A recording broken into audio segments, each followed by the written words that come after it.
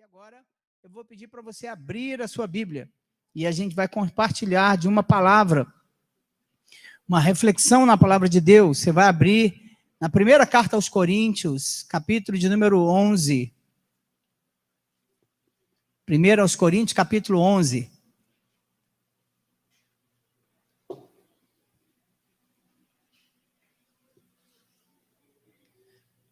Versos 23 até o 25. 1 Coríntios 11, 23, 24 e 25. Parte do texto que comumente nós lemos na ceia do Senhor, né?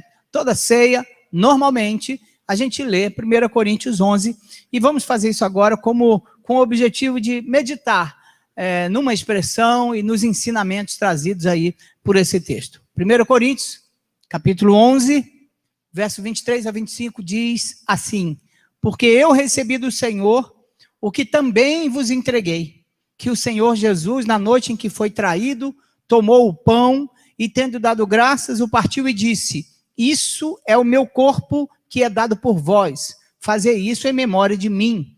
Por semelhante modo, depois de haver ceado, também tomou o cálice, dizendo: este cálice é a nova aliança no meu sangue, fazei isto todas as vezes que o beberdes em memória de mim. Amém. Oremos. Pai, fala conosco, Senhor, pela tua palavra. Fala aos nossos corações, traga-nos, ó Deus, nessa noite, instrução, crescimento e edificação pelo conhecimento da palavra do Senhor. Que, ó Deus, o Senhor venha suprir necessidades individuais de cada um dos teus filhos, de maneira particular e especial. Fala aos corações de cada um de nós, para sairmos daqui brevemente alimentados, renovados e fortalecidos pelo poder que há na tua palavra. A tua palavra é transformadora. A tua palavra é viva e eficaz. E também ela nunca volta vazia. Ela sempre produz aquilo que o Senhor deseja que ela produza, aquilo que apraz ao Senhor. Por isso, crendo nisso, nós contamos com a direção do teu Espírito nessa noite, durante a ministração dessa meditação, dessa palavra, em nome de Jesus. Amém. Glória a Deus. Amém. Meus amados, nós estamos numa noite de ceia. A noite de ceia do Senhor é noite de mesa posta, é noite de comunhão, é noite de adoração, é noite de gratidão, mas precisa ser uma noite de reflexão. Todo crente consciente, todo crente fiel, vê como um momento muito sublime, muito especial o momento da ceia. Nós que conhecemos o mundo, viemos do pecado, né, e conhecemos a libertação em Jesus Cristo, nós que nos convertemos ao Senhor e adquirimos uma nova vida, numa nova caminhada, com uma nova mentalidade, uma nova visão, nós que temos consciência daquilo que éramos sem Cristo e daquilo que somos hoje na presença de Cristo Jesus, e por causa dele nos sentimos honrados de ser convidados para participar da mesa do Senhor. É a mesa do Senhor que nós participamos nessa noite. Então nós fazemos isso com muito temor. Nós participamos dessa mesa com muita fé e com muito temor, porque é algo de muito especial.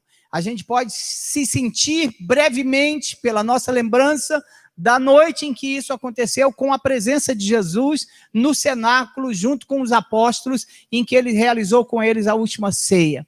Então, nós fazemos aqui aquilo que Jesus fez e determinou que fizéssemos. A ceia do Senhor para nós é uma ordenança, é aquilo que Jesus disse que a gente precisa fazer até que ele volte, a gente tem que fazer.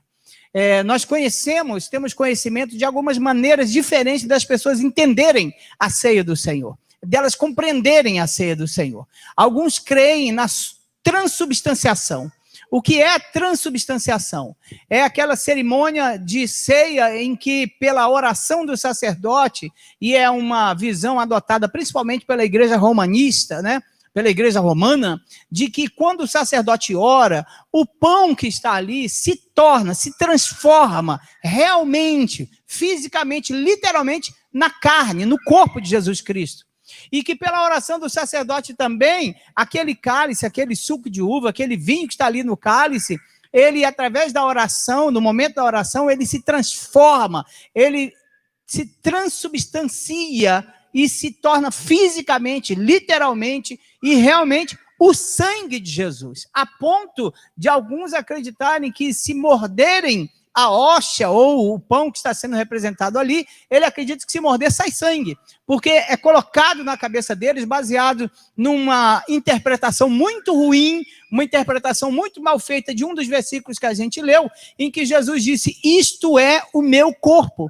E é claro que eles não estavam falando literalmente, porque senão quando ele disse, eu sou a porta, eu sou o caminho, ele estava também falando literalmente o que a gente sabe que não é verdade. Então essa interpretação muito ruim leva a um erro muito grave, porque você dizer que toda vez que há o sacramento da ceia, a cerimônia da ceia, ali está realmente o corpo de Cristo, e ali está realmente o sangue de Cristo, significa que está sendo realizado um outro sacrifício. Estão matando Jesus outra vez, como se isso fosse necessário. Então, nós não adotamos essa visão. Uma segunda delas é a consubstanciação. A primeira foi a transubstanciação. Os elementos se transformam.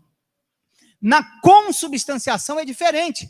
Eles creem que ali está o pão, sim, ali está o cálice, sim, com suco de uva, mas que também está ali, também está presente o corpo de Cristo, que não está fisicamente, não está visivelmente, mas está invisivelmente. Então, há um poder inerente, há alguma coisa diferente, algum mistério diferente nos elementos da ceia para aqueles que defendem e celebram a ceia utilizando essa ideia da consubstanciação. Nós, batistas nacionais, batistas brasileiros, batistas independentes, batistas de toda ordem, nós entendemos que a ceia é um memorial, assim como está escrito.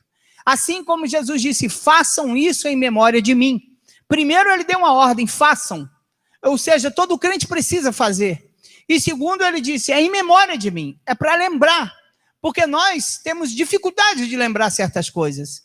É um memorial não para Deus. Porque Deus não se esquece. Deus é onisciente. O nosso Deus é onisciente. Lá a palavra de Deus pelo profeta diz que uma mãe pode até esquecer do filho que amamenta, mas o Senhor jamais vai esquecer de nós. É claro que ele não esquece. Então a ceia é um memorial, é uma lembrança, é um símbolo, é algo que foi deixado para nós lembrarmos de alguma coisa, para a nossa memória, para que a gente possa ter isso como um registro. Toda vez que a gente está num domingo de ceia, que é sempre no primeiro domingo do mês, assim como os discípulos em Atos, na igreja primeva, se reuniam no primeiro dia da semana, ofertavam no primeiro dia da semana e celebravam a ceia juntos no primeiro dia da semana, assim nós fazemos mensalmente. No primeiro domingo do mês, nós celebramos a ceia do Senhor. Não pode ser de uma maneira, por mera repetição, religiosa, sem consciência, sem saber o que está fazendo. Nós estamos aqui sabendo o que estamos fazendo. Nós estamos aqui sabendo a quem adoramos, o que celebramos, o que representa isso, o que é isso. Daqui a pouco nós vamos participar dessa ceia, nós vamos comer o pão, nós vamos tomar do suco da uva que representa o sangue de Jesus e nós temos que ter consciência plena daquilo que nós estamos fazendo. Então a ceia para nós é um memorial. Porque ele é onisciente, nós esquecemos muitas vezes. Nós temos tendência de esquecer certas coisas, certos princípios. Então a ceia, a mesa posta, é para nossa lembrança.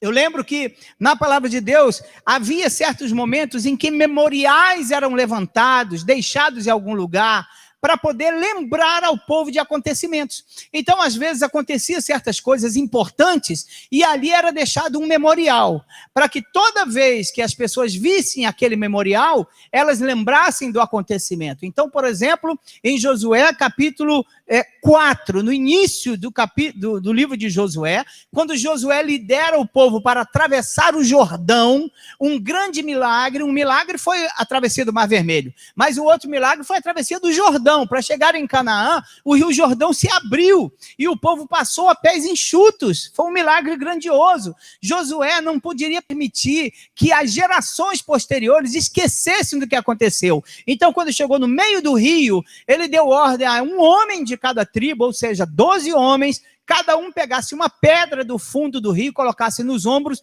e levasse lá do outro lado. Quando eles chegam do outro lado, em Gilgal, Josué junta todas as pedras, formando uma coluna, as 12 pedras que foram tiradas do Jordão. Ele levanta uma coluna e diz que é para quando, no futuro, os filhos perguntarem aos seus pais o que significam essas pedras, eles poderem saber e os pais responderem: foi porque o Senhor nos fez passar o Jordão a seco. Então, ficou um memorial. Aquilo era para lembrar. Ficou deixado ali aquelas pedras. Em Josué capítulo 24, no final do livro de Josué, Josué 24 é aquele capítulo do eu e minha casa serviremos ao Senhor. É aquele capítulo em que Josué junta o povo e pergunta: qual é a de vocês? Se vocês querem servir a Baal, sirvam. Eu e minha casa, porém, serviremos ao Senhor. E ele ali realiza uma nova aliança junto com o povo a respeito de Deus. E eles falam para Deus e Josué faz lembrar ao povo todos os benefícios e as responsabilidades de seguir ao Senhor. Então eles realizam uma aliança. Quando acaba de fazer esse discurso diante do povo, Josué pega uma pedra, coloca embaixo de um carvalho onde tinha um altar erigido ao Senhor. Ele coloca a pedra e diz para o povo assim: ó, toda vez que vocês passarem por essa pedra, lembrem-se que ela ouviu o que nós dissemos aqui e que ela é testemunha diante de Deus que nós fizemos uma aliança com o Senhor. Olha a ideia de Josué. Quando vocês virem a pedra, lembre, essa pedra escutou tudo que a gente falou aqui.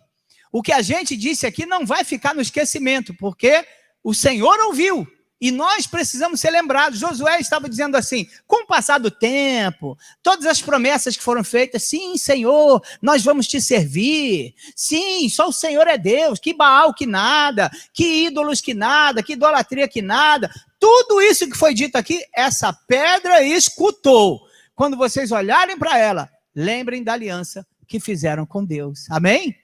Em Samuel há um outro memorial. Samuel, o profeta Samuel, ele sai, o povo de Deus sai de uma grande batalha contra os filisteus e eles ganham aquela batalha. Foi uma batalha dura. Os filisteus guerrearam duramente contra o povo e o povo venceu por causa do Senhor. Com a ajuda de Deus, com a ajuda sobrenatural de Deus, o povo ganhou a batalha contra os filisteus. Então Samuel pega uma pedra, coloca diante do povo e dá um nome para ela: Ebenezer, que significa pedra de ajuda.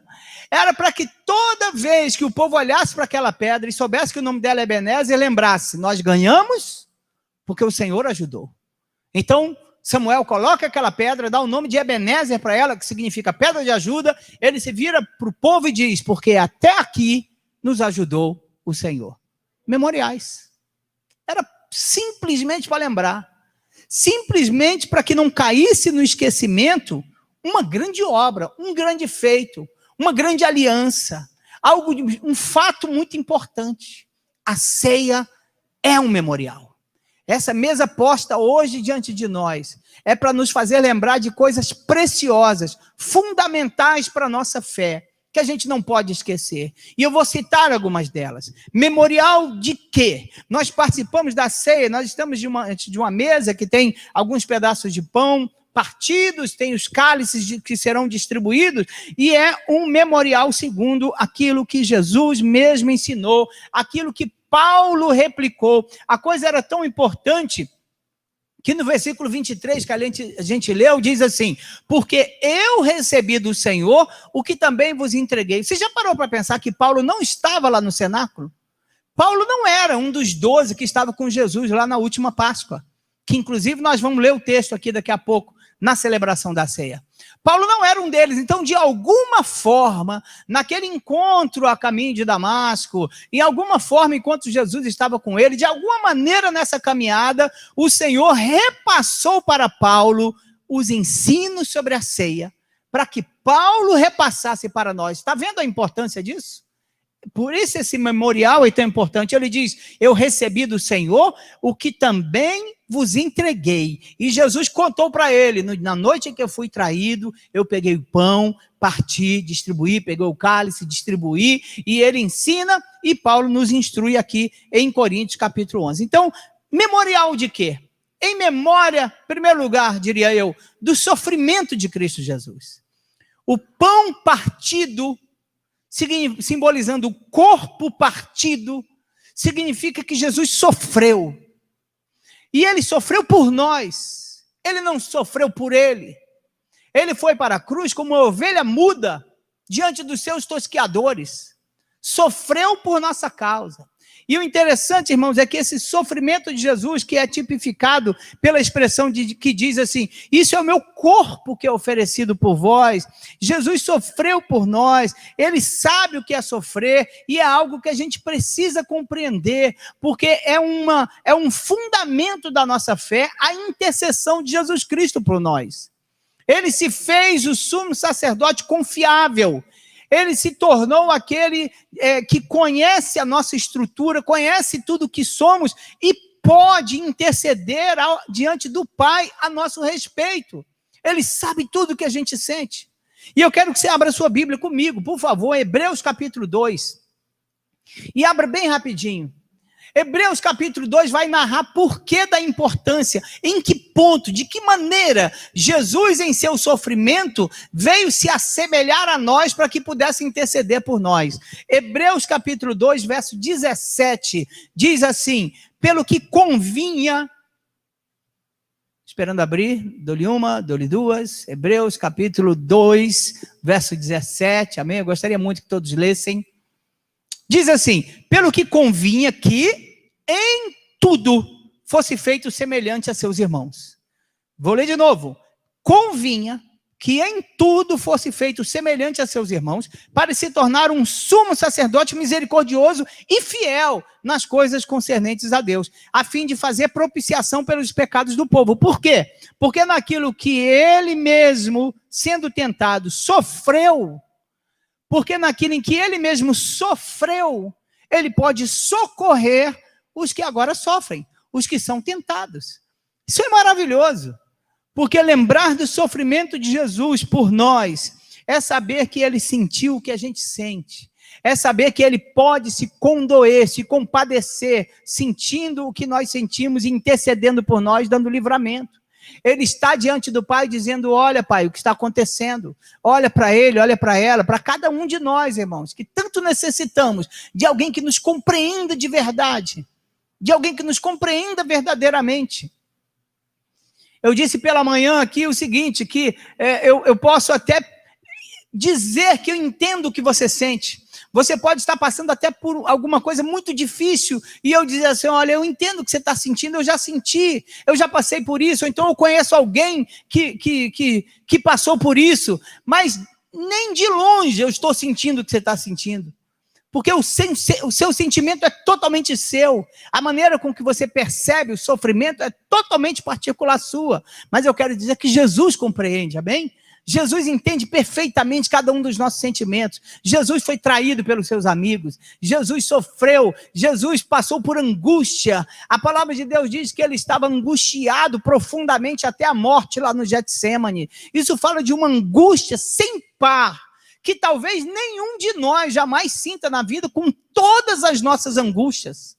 Porque ele estava sofrendo ali tudo, a soma de todas as coisas que nós pudéssemos sentir e viver, porque era isso que ele precisava passar por nós, para ser o sumo sacerdote, o supremo sacerdote, que se compadece agora de nós. Isaías capítulo 53, ao expressar esse sofrimento de Jesus, diz assim, ele era desprezado, o mais rejeitado entre os homens, homem de dores, e que sabe o que é padecer. Olha isso.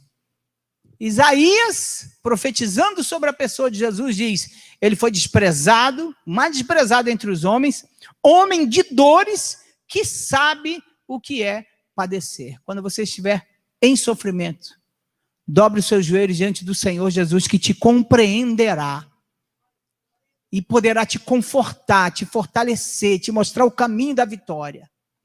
E poderá consolar o seu coração, e só Ele pode fazer isso, amém? Então, em primeiro lugar, a ceia é um memorial daquela via crucis, daquela angústia do Getsêmani, daquela angústia de sentir sobre si o pecado do mundo inteiro. A ceia é um memorial do partir do corpo de Jesus Cristo por mim e por você, por causa de cada um de nós. Então, a Ele toda honra e toda glória. a Ele toda a nossa gratidão e com toda a nossa consciência rendemos a nossa vida ao Senhor, que primeiramente se entregou por nós. Nós o amamos, disse João, porque Ele nos amou primeiro. Amém? Em segundo lugar, é um memorial, é para nos fazer lembrar da morte de Cristo. Porque Ele não parou no sofrimento. Ele levou a cabo a sua missão. Ele chegou ao fim último da sua missão, a morte de Jesus na cruz. Então, a ceia é um memorial de que Ele não apenas sofreu, como se isso já não bastasse para a gente ser profundamente grato a Ele, mas que Ele morreu e se tornou esse sacerdote perfeito. Na cruz, Ele mesmo bradou, está consumado, estava terminado. Ele consumou na sua morte todo o projeto do Pai para nos reconciliar com Ele. Glória a Deus. Pedro escreveu dizendo assim: não foi com coisas corruptíveis, como prata ou ouro, que fostes comprados, resgatados do vosso fútil procedimento que herdaram de vossos pais, mas foi com precioso sangue, o sangue de Cristo, conhecido com efeito antes da fundação do mundo, porém manifestado no fim dos tempos, por amor de vós. Por amor de nós, o sangue de Jesus foi derramado na cruz. Meus irmãos, isso é a doutrina fundamental do cristianismo. A morte de Jesus na cruz. A morte do Senhor que é simbolizada. E Ele fez isso para pagar a dívida que era contra nós. Segundo Paulo aos Colossenses. Ele fez isso para nos dar uma família. O privilégio de sermos uma igreja, de sermos povo de Deus. Ele morreu naquela cruz para nos fazer herdeiros e co-herdeiros com Ele, para nos fazer ovelhas do seu aprisco. Foi porque Jesus morreu na cruz. Para nos fazer propriedades exclusivas do Senhor. Você pertence a Deus. Você pertence a Deus, nós somos propriedades exclusivas do Senhor. Mas Ele também fez de nós sacerdócio real, pedras vivas na construção desse edifício. Ofertas vivas, sacrifício santo e agradável a Deus. Ele fez isso para nos resgatar das garras desse mundo mau, para nos desarraigar desse mundo pecaminoso, aleluia, e nos dar uma nova vida, uma vida diferente. O Senhor fez isso para nos dar vida e vida com abundância, e acima de tudo, para nos dar a vida eterna. Pense bem nisso. Olha em volta de você, quantos privilégios hoje você tem, porque um dia você recebeu Jesus no seu coração, entendeu o propósito dele, a vida que Jesus dá. Olha em torno aí, em volta de você, você vai ver quantas pessoas sem vida, sem perspectiva, sem um futuro, sem alegria real, sem a felicidade verdadeira. Muitas pessoas, principalmente aquelas que julgam que está aqui na terra a fonte da sua alegria e da sua felicidade. Que tudo que eles precisam, eles vão ter aqui. Oh, meus irmãos, isso é tão fútil, isso é tão vão. Nós cremos que o que nós realmente necessitamos está na eternidade. Jesus morreu para que a gente tenha vida, e tenha vida com abundância. A gente ouve as palavras de Paulo e compartilha com ele, quando ele diz: porque para mim o viver é Cristo, e o morrer é lucro. A gente compartilha das palavras de Paulo, quando ele diz, falando sobre os sofrimentos dele, que ele estava trazendo sempre no corpo o morrer de Jesus, para que também a vida de Jesus se manifeste nos nossos corpos. Então, hoje, nós desfrutamos de bênçãos espirituais sem par, por causa do sacrifício de Jesus. Porque Ele fez isso por nós. A ceia é um memorial. Deve nos fazer lembrar da morte de Jesus, que trouxe vida e vida com abundância. Isso deve gerar muita gratidão no coração do crente. Amém? E você pode pensar assim: não, mas o tempo todo eu lembro da morte de Jesus. Eu sei que Jesus morreu na cruz por mim. Eu não esqueço disso. Mas o memorial é muito importante. Você não esquece, sabe por quê? Porque a gente está sempre aqui batendo na tecla, falando, pregando, compartilhando, estudo bíblico, canções, hinos, cânticos que exaltam a vida, a morte de Jesus, o mistério da missão de Jesus, o ministério de Jesus. Mas as pessoas lá fora, eles lembram da morte de Jesus na sexta-feira da paixão. Aí é que eles veem, porque na sessão da tarde passa um monte de filminho. não é? Aí eles vão lembrar, olha o que aconteceu, olha, alguns no auge da sua religiosidade querem cumprir 40 dias de jejum, porque Jesus morreu no auge da sua religiosidade, e depois passam o ano inteiro esquecidos desse fundamento, porque Jesus morreu na cruz, e isso é fundamental para a fé cristã. Mas em terceiro lugar, é claro que não podia parar aí. Primeiro eu disse que é o memorial do sofrimento. Segundo eu falei que é o memorial da morte. Mas é o memorial, acima de tudo, de que Jesus ressuscitou. De que ele está vivo. De que ele reina. Jesus ressuscitou, amém, crente? Aleluia, agora sim. Só porque eu puxei, se eu não puxasse não saía. Mas toda vez que a gente ouvia assim, Jesus ressuscitou, glória a Deus. Porque ele tem poder sobre a vida e sobre a morte. Porque Jesus ressuscitou, nós ressuscitaremos também. Aleluia. A palavra de Deus fala assim, ó, porque se com a tua boca confessares, com a boca tem que confessar, Jesus Cristo é o Senhor da minha vida.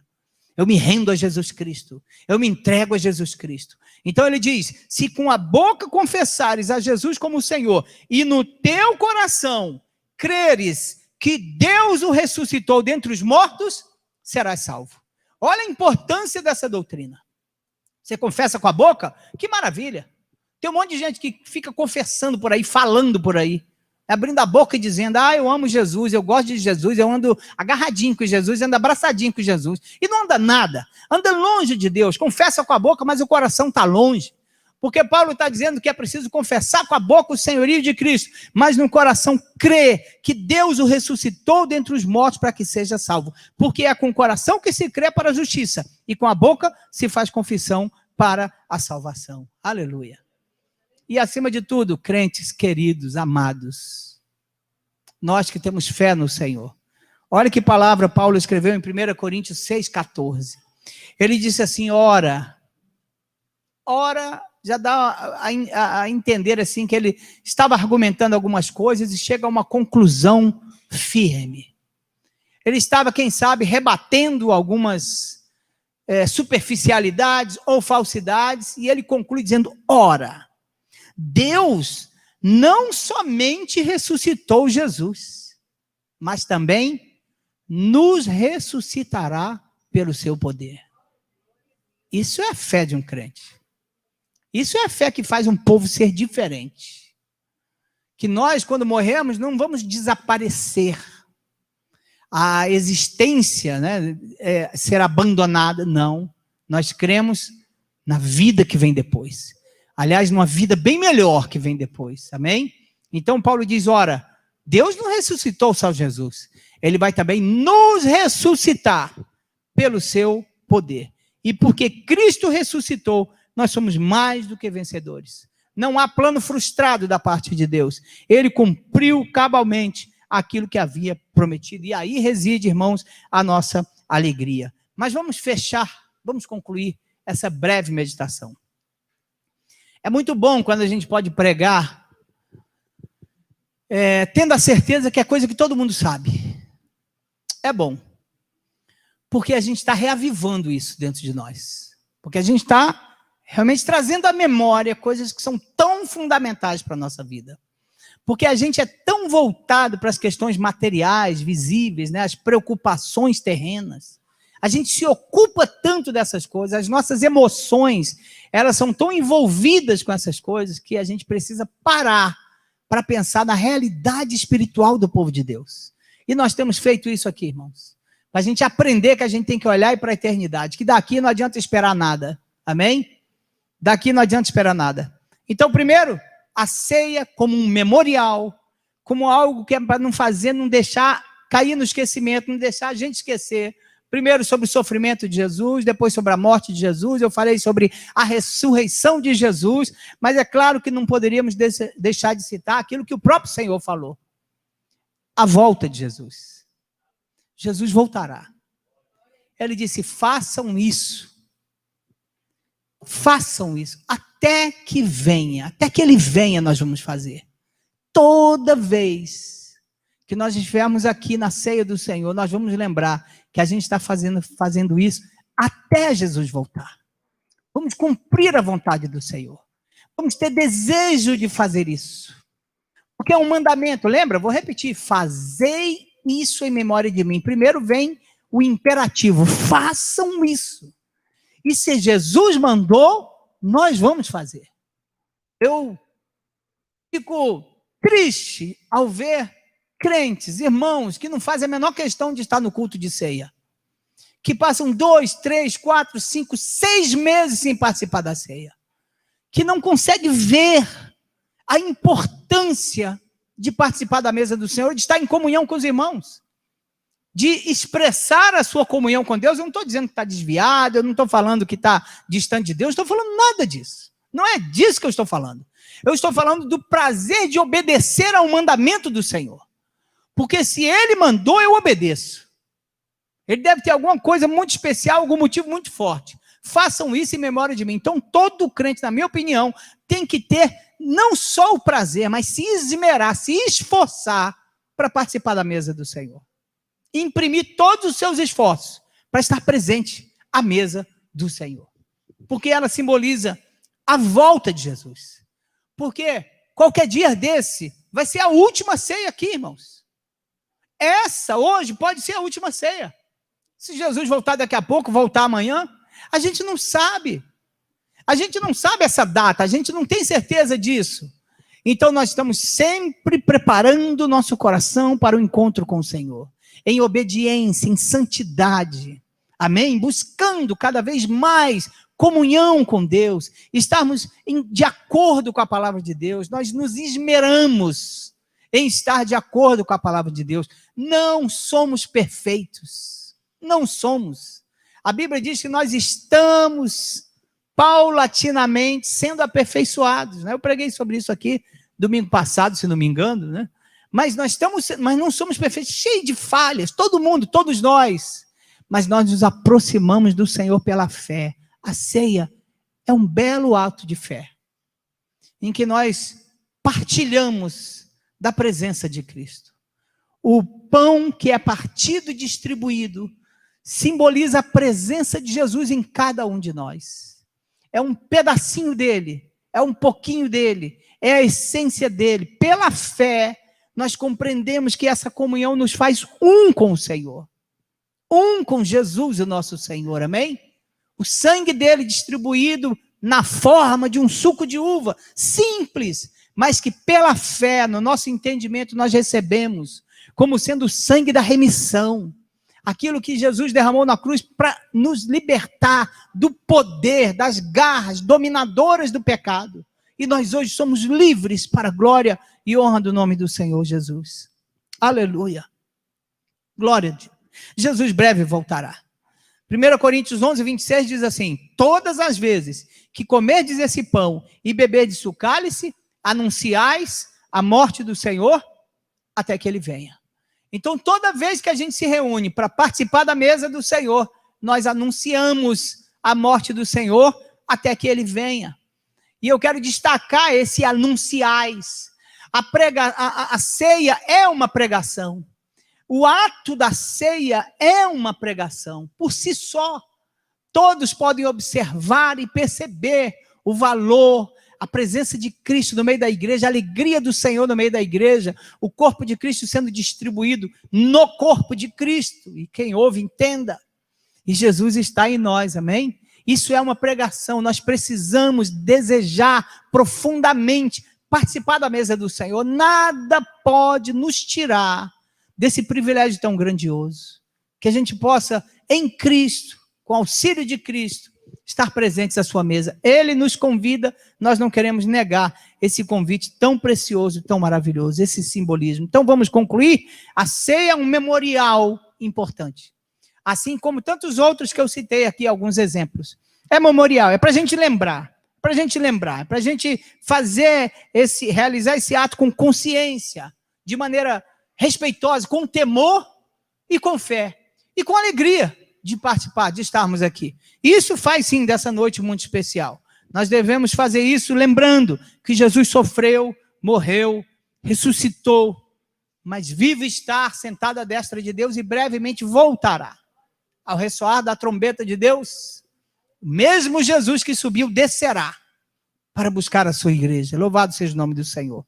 Êxodo capítulo 20, penúltimo texto que eu vou ler, diz assim: em todo lugar onde eu fizer celebrar a memória do meu nome, olha que palavra de Deus para as nossas vidas, virei a ti e te abençoarei.